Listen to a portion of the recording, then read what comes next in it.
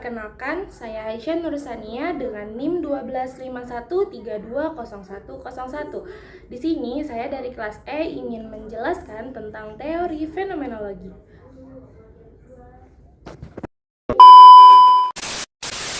Pembahasan saya hari ini adalah fenomenologi. Fenomenologi adalah sebuah aliran dalam filsafat dan juga metode penelitian. Fokus utamanya adalah memahami pengalaman hidup seseorang atau sekelompok orang secara mendalam. Intinya, kita tahu bagaimana mereka memahami dan memberi makna pada suatu fenomena yang mereka alami, yaitu peristiwa, situasi, atau objek. Fenomenologi dapat diibaratkan bertanya, bagaimana rasanya dan apa maknanya bagimu? Kita tidak mencari fakta objektif yang berlaku untuk semua orang, melainkan kita ingin masuk ke dalam dunia subjektif orang tersebut untuk melihat realitas sebagaimana ia menampakkan diri atau dialami oleh individu itu. Untuk memahami lebih dalam, mari kita lihat dua kata kunci utama pembentukan istilah ini. Yang pertama, fenomena. Fenomena berasal dari bahasa Yunani, yaitu painomenon, yang artinya sesuatu yang menampakkan diri atau gejala. Dalam konteks ini, fenomena adalah segala sesuatu yang disadari, dipikirkan, dirasakan, dan dialami oleh manusia.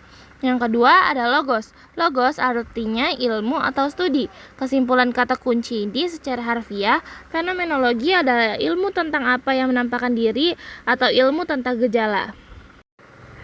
Tujuan akhir fenomenologi adalah mencari esensi pengalaman.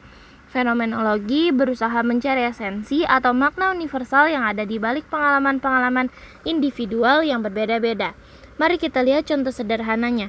Bayangkan ada dua orang yang mengalami dipecat pekerjaan. Orang A atau orang pertama merasa terpuruk dan melihatnya sebagai akhir dari segalanya, dan maknanya adalah kegagalan. Sedangkan orang B atau orang kedua merasa termotivasi, melihatnya adalah sebagai kesempatan baru dan maknanya adalah awal kebebasan. Fenomenologi tidak hanya mencatat perbedaan ini, tetapi juga berusaha menggali apa yang benar-benar mereka alami, yaitu perasaan dan pikiran, bagaimana mereka mengalami, yaitu proses sadar mereka. Selanjutnya, esensi atau makna inti dari pengalaman kehilangan pekerjaan bagi mereka berdua. Dalam penelitian, fenomenologi akan melakukan wawancara mendalam untuk mendapatkan deskripsi naratif yang kaya dari subjek, kemudian menganalisis untuk menemukan tema dan makna yang mendasari pengalaman tersebut. Contoh selanjutnya yang saya tampilkan yaitu contoh fenomena makan siang. Contoh ini menunjukkan bagaimana fenomenologi mengubah cara pandang kita terhadap aktivitas sehari-hari. Yang pertama, makan siang adalah proses fisik memasukkan makanan untuk mendapatkan energi.